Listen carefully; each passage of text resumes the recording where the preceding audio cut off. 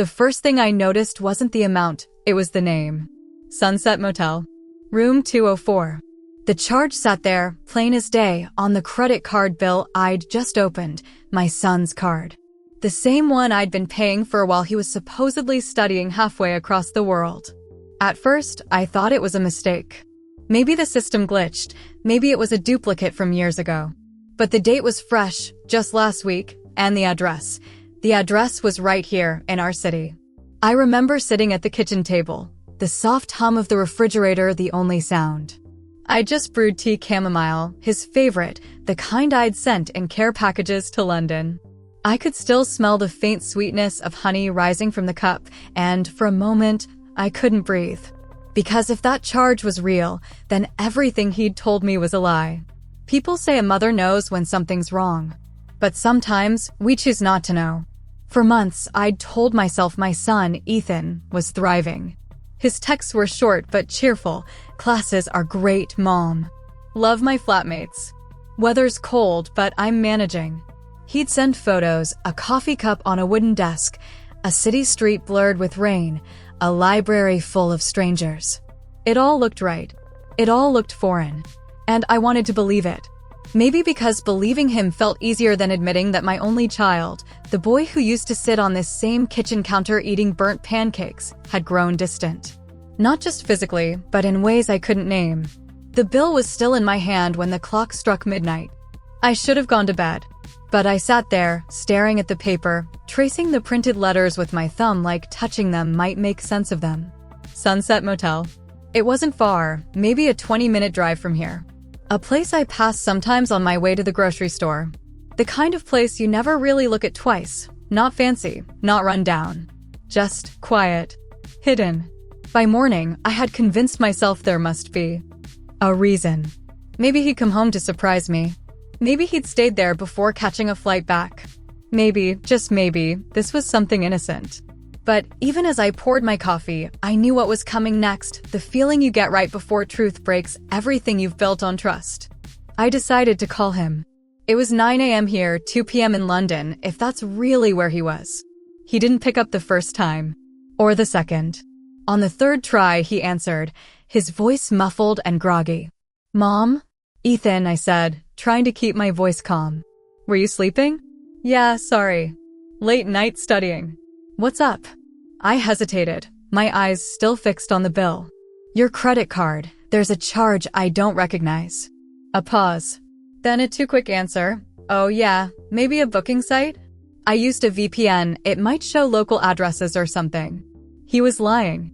I could hear it in the way his voice stretched around the words, searching for something to fill the silence between us. I didn't press it.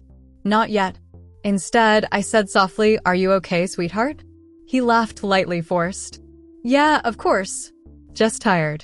The call ended with promises to talk later, and for a moment, I almost let it go. But mothers don't sleep on worry.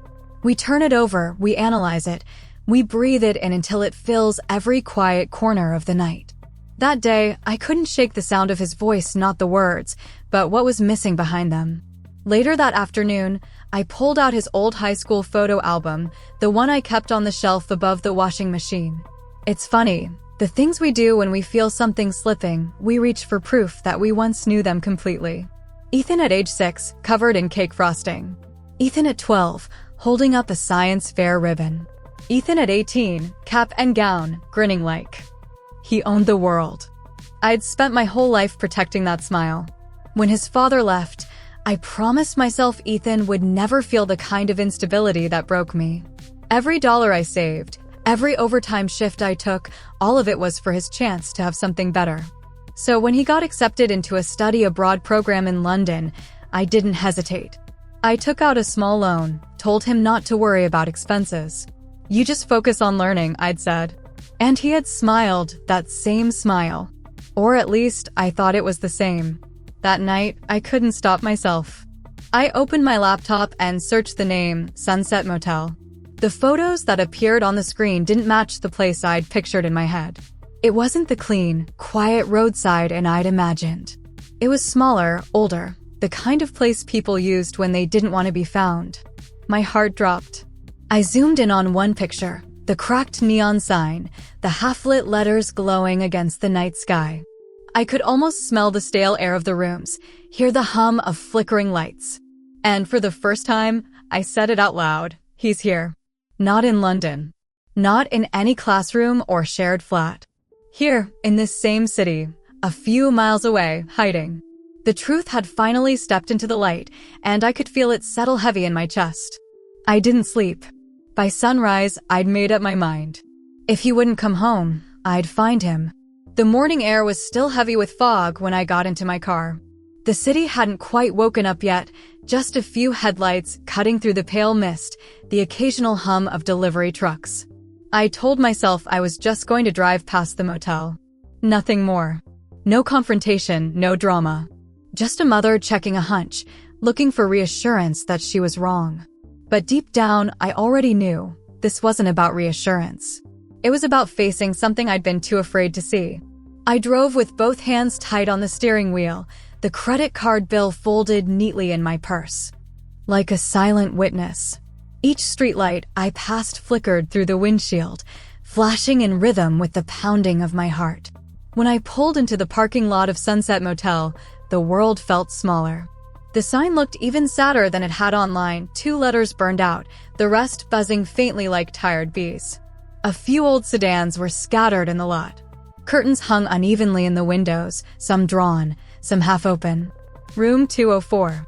That's what the bill had said. I parked across the street, far enough not to be noticed. The coffee in my travel mug had gone cold, untouched. I sat there, waiting, staring at that door as if it held all the answers I wasn't sure I wanted. Minutes passed. Then an hour. And just when I began to feel foolish, the door opened. He stepped out, my son, Ethan. He looked older somehow, but not in the way time makes you older. More like the world had been weighing him down one sleepless night at a time. His hair was longer, unkempt. His eyes darted around the lot, cautious, scanning. He wore the same jacket he'd taken to London, but it looked different now, creased, tired, like him. I wanted to call his name, wanted to run to him, but I didn't. Instead, I watched as he lit a cigarette, something he'd promised me he'd never do, and leaned against the railing, exhaling a cloud that disappeared into the cold morning. Then he pulled out his phone. For a moment, I thought he might call me. My hands trembled around the steering wheel, waiting for it to ring. But it didn't. He just stared at the screen for a long time, his thumb hovering, before finally tucking it back into his pocket and heading down the stairs. He looked lost. Not hiding from me, hiding from himself. When he drove off in a small, dusty car I didn't recognize, I followed. The car led me through streets I hadn't been down in years, quiet neighborhoods, a shuttered diner, an old laundromat. Finally, he turned into a strip mall parking lot and stopped near a small cafe. I watched from afar as he went inside. Through the window, I could see him sitting alone, hunched over a laptop. A waitress brought him a coffee. He smiled faintly at her, polite but distant. The kind of smile that said, "Don't ask questions." My throat tightened. He looked just like his father in that moment, charming on the outside, quietly drowning on the inside. It scared me. I waited until he left, then went inside the cafe myself. The waitress gave me a warm smile as I sat down. "Your son's friend was just here," she said casually. "He comes often, always quiet, always working." I forced a smile. "Yes, he's dedicated." "Sweet boy," she said, wiping the counter. "Pays in cash every time. That's rare these days." Cash. The word hit me like a jolt. If he was paying cash here, what else was he hiding from the paper trail? I thanked her, left a generous tip, and stepped outside. That afternoon, I sat in my car again, parked on a side street not far from the motel. My phone buzzed, a message from Ethan. "Ethan, hey mom. Sorry, I missed your call earlier. Everything's fine. How are you?" I stared at the screen for a long time before replying. "Me, I'm fine. Are you eating okay?" He replied almost instantly. "Ethan, yeah. Don't worry so much. London's great. I'll send pictures soon." London. I read that word 3 times. He was lying, and he didn't even hesitate. That's what hurt the most, not the lie itself, but how easily it left his hands. That night, I opened my laptop again and logged into the student portal from his university, the one he'd given me access to when he first enrolled. The login worked, but what I found inside made my stomach twist. Student not currently enrolled. The timestamp showed withdrawal 4 months ago. I leaned back in my chair, staring at the screen as the truth settled like cold ash in my chest. For months. He hadn't been in London for 4 months. While I'd been wiring tuition, paying rent, and sending care packages across the ocean, my son had been here, hiding, lying, surviving God knows how. That night, I walked through his old room, the one I hadn't touched since he left. His bed was neatly made, books stacked by the window. A small layer of dust had settled over everything, like time itself had stopped waiting for him to come home. On the nightstand sat a framed photo of us from his graduation. My arm around his shoulder, his smile wide and proud. I picked it up and whispered, "Why, Ethan?" No answer came. Just the sound of rain starting to fall outside, gentle at first, then heavy, the kind that feels like it's washing the world clean, even if you're not ready to be clean yet. The next morning, I decided to confront him. Not with anger. Not with blame. With truth. Because sometimes love isn't soft, it's the strength to hold a mirror when the person you love can't bear to look. It was still raining when I pulled into the motel parking lot again. This time, I didn't stay across the street. I parked right outside room 204. The air smelled of wet asphalt and cigarette smoke. The rain drummed steadily on the car roof, slow, deliberate, like a countdown. I sat there for a few minutes, watching the curtain flutter in his window. Then I took a deep breath, stepped out, and knocked. 3 times. Firm, but not angry. I heard movement inside, quick, startled. The sound of something falling, a muttered curse. Then the door cracked open. And there he was. Ethan. My boy. Only this time, he didn't look like my boy. His face was pale, eyes red-rimmed. There were dark circles under them, not the kind you get from studying late, but from running out of sleep and peace for too long. He froze when he saw me. "Mom?" His voice cracked. "Hi," I said softly. "Can I come in?" He hesitated long enough for guilt to fill the silence between us. Then, finally, he stepped aside. The room smelled like damp clothes and instant noodles. A single duffel bag sat by the bed, half-zipped, stuffed with wrinkled shirts and receipts. The blinds were drawn halfway, letting in just enough light to see the truth. I looked around slowly, every small detail cutting deeper. The empty takeout boxes. The crumpled notes on the desk. A stack of casino pamphlets under a pile of papers. My heart sank. He followed my gaze and rubbed the back of his neck, his voice low. "It's not what it looks like." "Then tell me what it is," I said quietly. He sat down on the edge of the bed, elbows on his knees, face in his hands. I didn't mean for it to go this far. I waited. Finally, he looked up. "I dropped out, Mom. Months ago. I was going to tell you, but I couldn't." The words hung heavy in the air. Part of me had already known.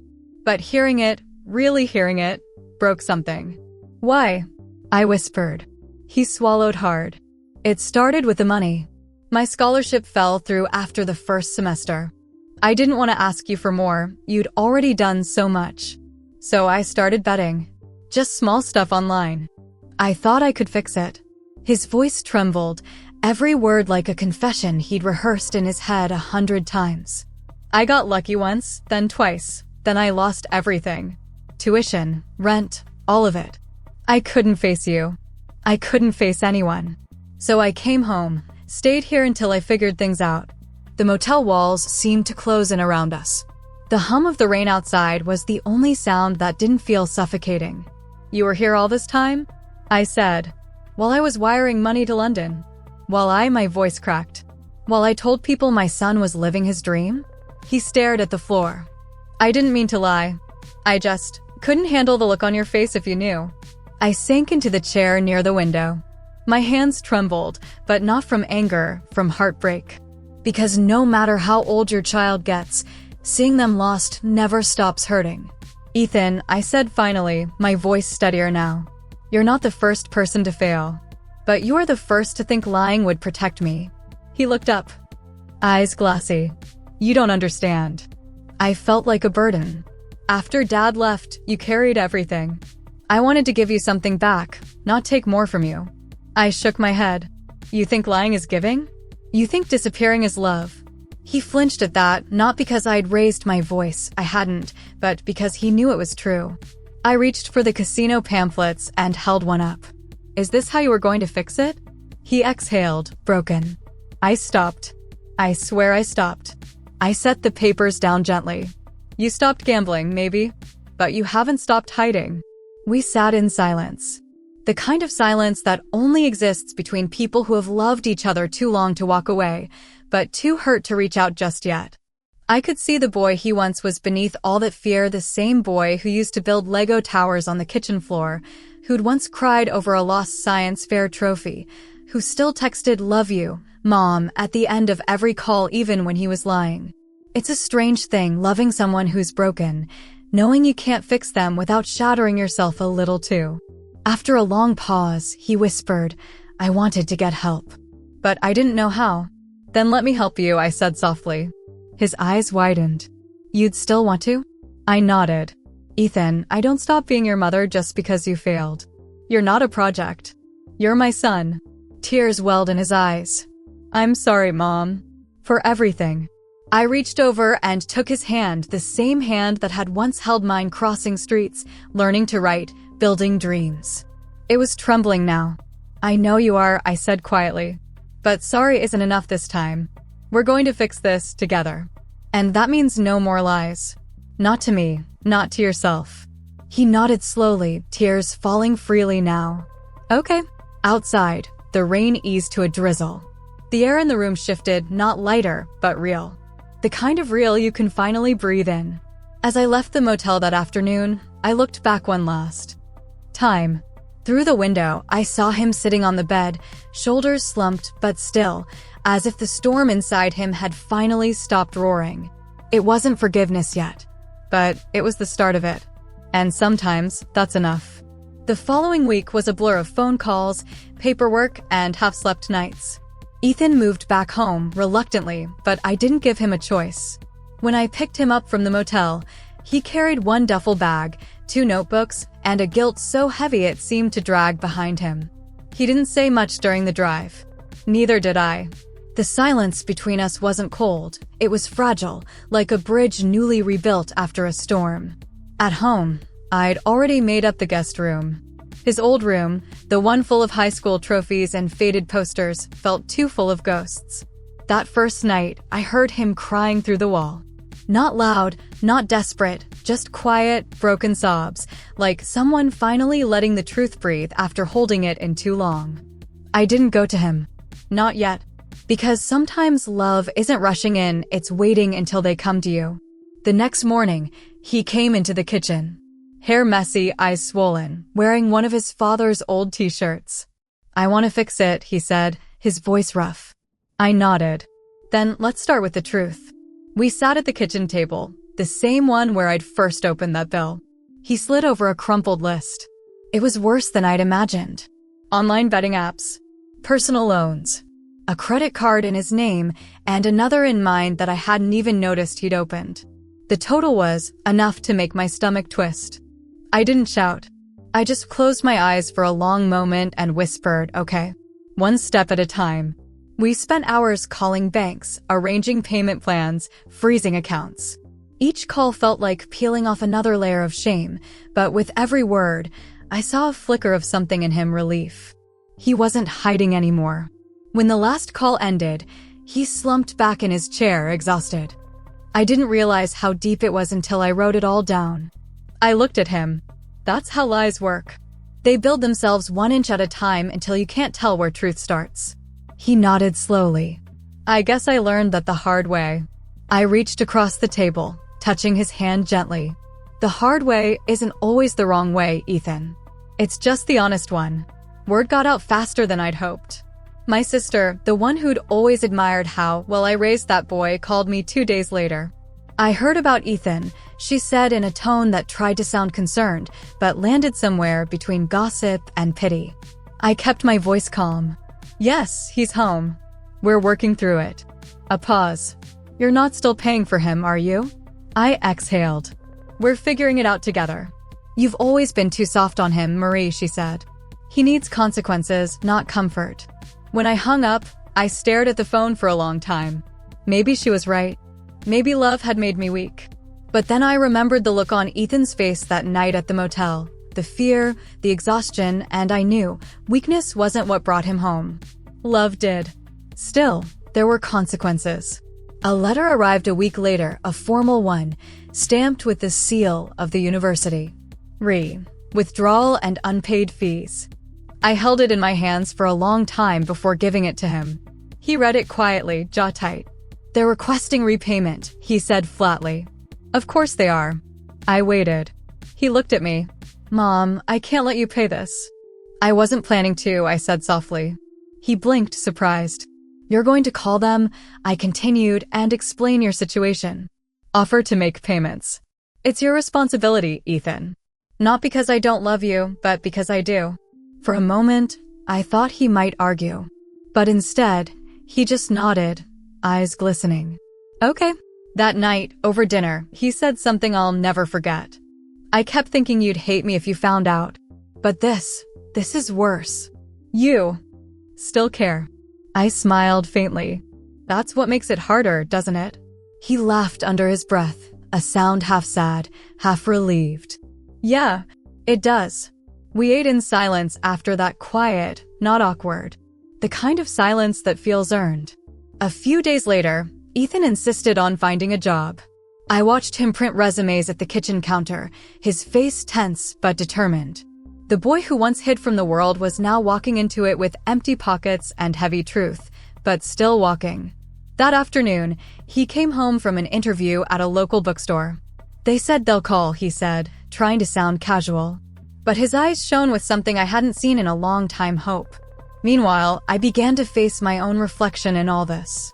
I had built my life around being the good mother, the provider, the fixer. And in doing so, I'd forgotten that sometimes love means letting them feel their own pain, not protecting them from it. I'd kept him safe from the world, but maybe too safe. So safe that when he failed, he didn't know how to survive it. That realization hurt more than any lie. The following week, the call came, Ethan got the job. I hugged him in the doorway, holding on longer than he expected. He laughed softly. It's just part-time, Mom. I know, I said, but it's a start. He smiled, really smiled this time.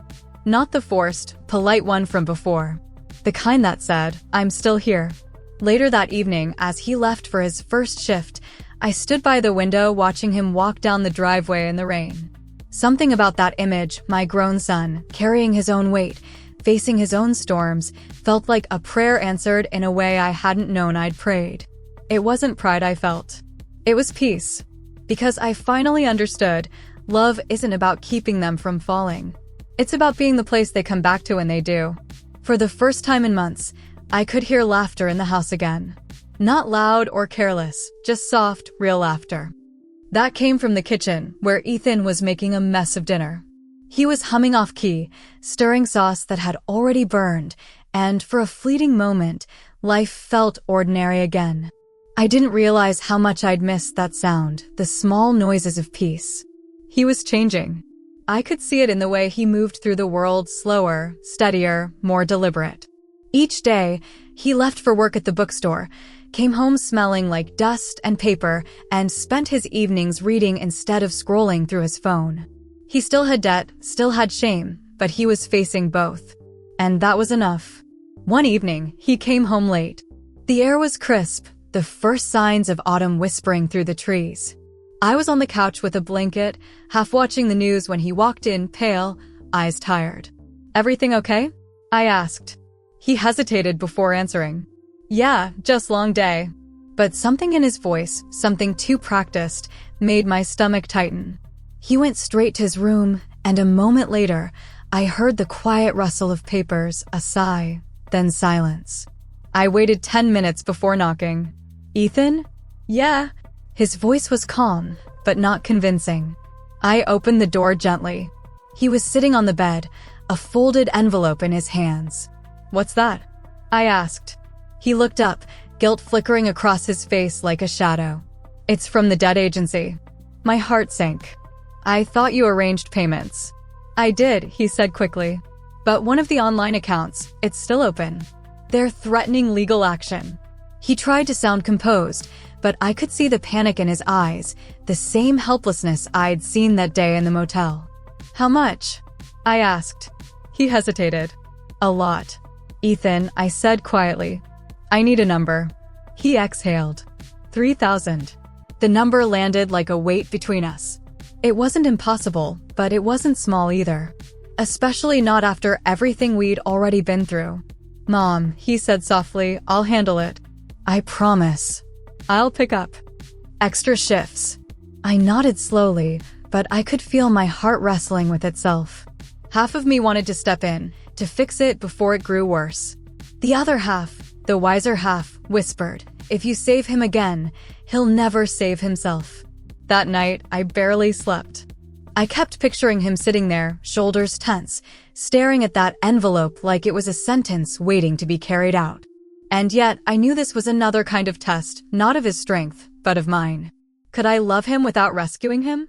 Could I trust him to learn without losing him again? By morning, I had my answer. When he came into the kitchen, I was making breakfast. Sit, I said. He did. I'm not paying it, I said simply. His eyes widened. Mom, I didn't ask you to, I know, I interrupted. But I need to say it out loud. Because if I don't, I'll end up doing it anyway. He looked down. I get it. No, you don't, I said softly. You think I'm punishing you. I'm not. I'm giving you something I should have given years ago, the chance to stand on your own. He nodded, swallowing hard. It's just, I don't want to fail again. I reached across the table, placing my hand over his. Then don't. But if you do, start over. That's what grown-ups do. And that's what I'm learning to let you do. For a moment, he said nothing. Then, with tears brimming, he whispered, You're stronger than I am. I smiled faintly. No, sweetheart. I just had to be. The days that followed weren't easy. Ethan worked double shifts, barely slept, and cut out every small comfort, even his morning coffee. I wanted to help so badly it hurt. But every time I opened my wallet, I reminded myself, love isn't a transaction. One night, he came home exhausted but smiling. They said if I keep this up, they'll promote me to assistant manager. I grinned. See what happens when you stop running? He laughed. Yeah, but I'm still tired enough to collapse. And just like that, the heaviness in our house began to lift again. Replaced by something simple, something sacred, effort. 3 months later, he made his final payment. We celebrated with takeout and cheap champagne, sitting on the floor like we used to when he was a kid. He held up his receipt like a medal. Debt-free. I laughed, tears threatening. You did it. He looked at me with that same boyish smile I'd missed for so long. No, we did it. You just did the hard part, watching. He wasn't wrong. Sometimes watching someone grow hurts more than holding them back. As winter came, the nights grew long again. But this time, the house didn't feel empty. Ethan read more, cooked dinner sometimes, even teased me about joining a yoga class. He was still my son, flawed, learning, imperfect, but he was alive in a way he hadn't been for years. One evening, as we sat watching the rain streak down the window, he said quietly, You know, Mom, when I was hiding. I kept thinking if you found out, you'd never forgive me. I smiled gently. You were half right. I didn't forgive you right away. I had to learn what forgiveness really means first. He looked curious. And what does it mean? It means not rewriting the past, I said softly. It means standing in it, all of it, and still choosing to love what's left. He nodded, eyes glistening. You're really good at that. I laughed softly. I've had practice. When he went to bed that night, I sat by the window a little longer. Outside, the rain had slowed to a soft drizzle. The reflection of the streetlight shimmered in puddles across the road, broken light, still beautiful. That's what we were, I realized. Not perfect. Not untouched. Just broken in the right ways, enough to let the light in. When my son was a boy, I thought love meant protection, keeping him safe from every storm the world could throw at him. But now I know better. Sometimes love isn't a shelter. It's a mirror. It's standing back while they face the rain and trusting they'll find their way through it. I used to think I failed as a mother the moment my son started lying to me. But I see now, failure isn't when they fall. It's when we stop believing they can rise again. He found his way, not because I saved him, but because I finally stepped aside and believed he could save himself. If you've ever loved someone who's lost their way, if you've ever wanted to fix everything for them, maybe this story is your reminder. You can't carry someone's life for them, but you can be the light they follow home. Would you have let him face it alone? Or would you have stepped in again just to feel like love still had control? Tell me in the comments. And remember, forgiveness doesn't mean forgetting what they did. It means remembering who they can still become. Subscribe for more real stories told from the heart.